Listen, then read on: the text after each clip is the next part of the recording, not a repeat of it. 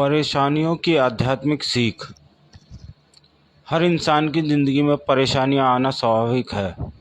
कभी नौकरी की चिंता, कभी परिवार की जिम्मेदारियां, तो कभी रिश्तों की उलझनें।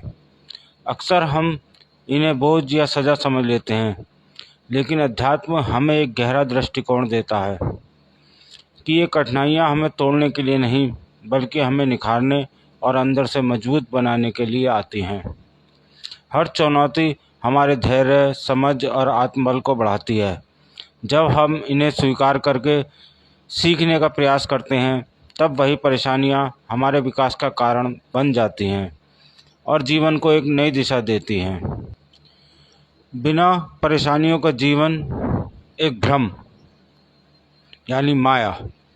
हम अक्सर खुद से कहते हैं कि बस यह एक परेशानी और ख़त्म हो जाए, फिर ज़िंदगी में सब ठीक हो जाएगा और मैं खुश रहूँगा। अध्यात्म इसे माया या भ्रम कहता है। सच तो यह है कि दुनिया में बिना परेशानी का कोई समय होता ही नहीं है। एक उलझन सुलझती है तो दूसरी सामने आ जाती है। जीवन एक बहती नदी है और ये लहरें उसका एक स्वाभाविक हिस्सा है। शांति और हालातों पर निर्भर ना रहें।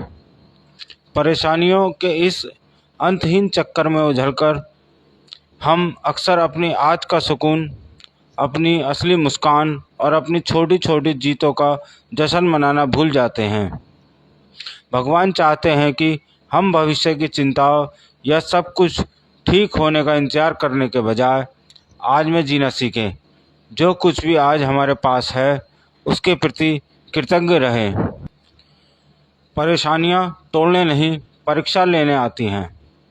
ईश्वर हमारे जीवन में चुनौतियां हमें तोड़ने या रुलाने के लिए नहीं भेजते। वे बस यह देखने आती हैं कि मुश्किल वक्त में हमारा धैर्य और भगवान पर हमारा विश्वास कितना मजबूत है।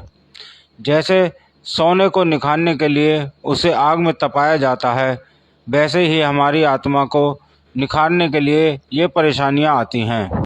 निष्कर्ष: परेशानियों के ख़त्म होने का इंतज़ार मत कीजिए, बल्कि जीवन की हर परिस्थिति को मुस्कुराते हुए अपनाना सीखिए। या तो हम हर हाल में शिकायत करते रहें, या फिर रुककर अपनी मेहनत पर भरोसा करें और शांत रहना सीख लें। जीवन का असली सौंदर्य मुश्किलों से भागने में नहीं, बल्कि ईश्वर का नाम लेकर उनसे लड़ते हुए आगे बढ़ने में है। सच्ची शांति परेशानियों के ख़त्म होने में नहीं है, बल्कि उन परेशानियों के बीच भी मन को शांत रखने और मुस्कुराते रहने में है।